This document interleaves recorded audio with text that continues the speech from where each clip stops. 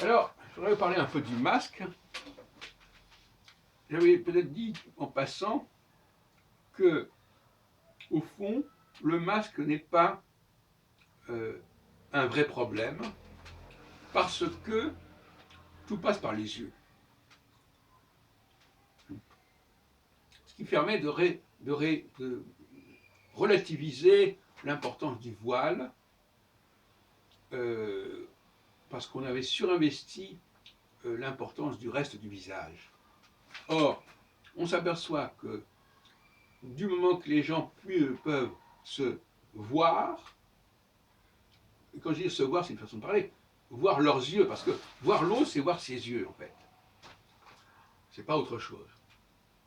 Donc voir ce qui nous voit, en quelque sorte. Eh bien, la communication peut se faire. Et bien plus que ça, malgré le masque, les gens se reconnaissent. Ils ont mémorisé nos yeux. C'est comme s'ils avaient dans leur stock d'archives les yeux de toutes les personnes qu'ils connaissent,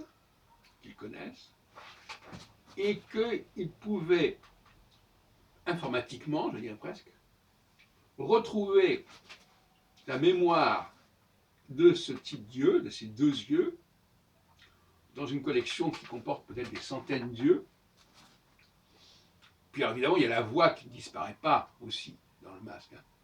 Donc tant qu'on a la voix et les yeux, eh bien, ça fonctionne. Et puis peut-être aussi la coiffure, la forme du front.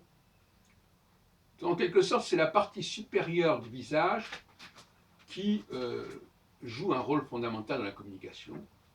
Et ce qui est masqué, au fond, la bouche, le nez, les joues, n'est pas une information essentielle. Et c'est pour cette raison que le masque passe assez bien socialement et qu'on découvre cela. Parce qu'avant qu'il y ait eu ce problème de masque, on n'était pas vraiment conscient que les gens pouvaient nous repérer uniquement par nos yeux. Et en fin de compte, les yeux sont enregistrés de manière extrêmement pointue, ce qui fait que le regard, évidemment, parce que au fond, les yeux c'est le regard, nous enregistrons le regard des personnes que nous croisons. Nous sommes frappés par ce regard, et d'une certaine manière, on peut penser que dans les relations humaines, le regard est très important. Je dis ça d'autant plus que moi-même, j'ai surtout travaillé sur le profil, sur le nez. Et donc, moi, je suis très frustré par le masque.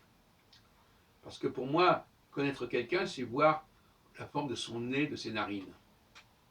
Mais, force est de constater que la forme des yeux, que le regard, que la partie frontale est une information absolument déterminante, puisqu'elle permet de reconnaître l'autre.